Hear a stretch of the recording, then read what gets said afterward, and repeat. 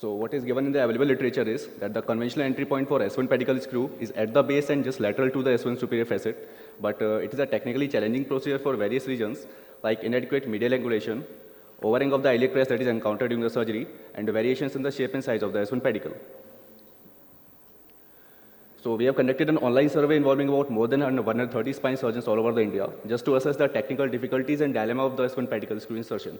Certain questions were put, out of which following are like a most difficult level of entry from L1 to S1, and about 78% voted for being a S1 vertebra, out of which the most preferable fixation in S1, and about 60% were like tricortical, including the promontory. About 74.3% were of the opinion that regions like inadequate medial angulation, soft tissue tension, and overhang of the iliac crest combined these pose the obstacle for the difficulty in entry.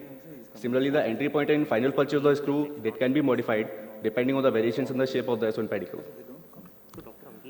So the aim or the goal of the study here is to devise a classification of S1 pedicle morphometry based on various geometrical parameters of the S1 pedicle, which aims at standardizing the entry point in all the S1 pedicles.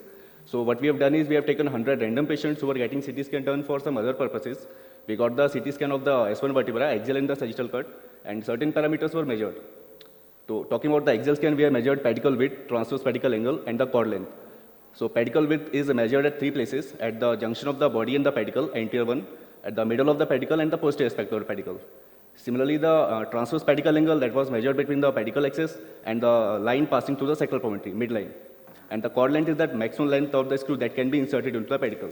In sagittal scans, we have taken the pedicle height at the same places. So the results we got here are, we got on the basis of the shape, we devised the classification. There are 4 types.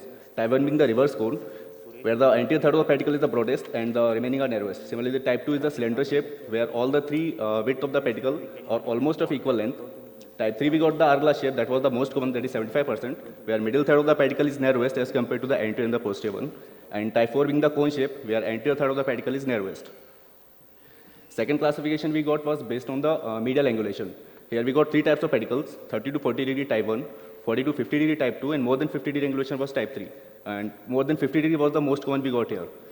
Further, we also studied the incidence of shape of the pedicles along with the medial-lateral angles, and the combination we got most common was the type 3, that is the hourglass pedicle along with medial angulation of more than 50 degree. That was the most common we got.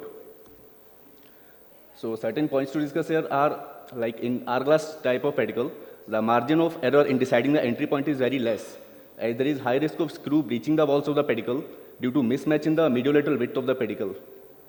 And adequate medial angulation is indeed necessary to get the purchase that we are looking for. So I would like to conclude here that the combination of hourglass shaped pedicle along with the medial angulation of more than 50 degrees might require a separate entry, a bit more laterally as described conventionally, to get the desired angulation, the adequate length, and the better purchase. Thank you.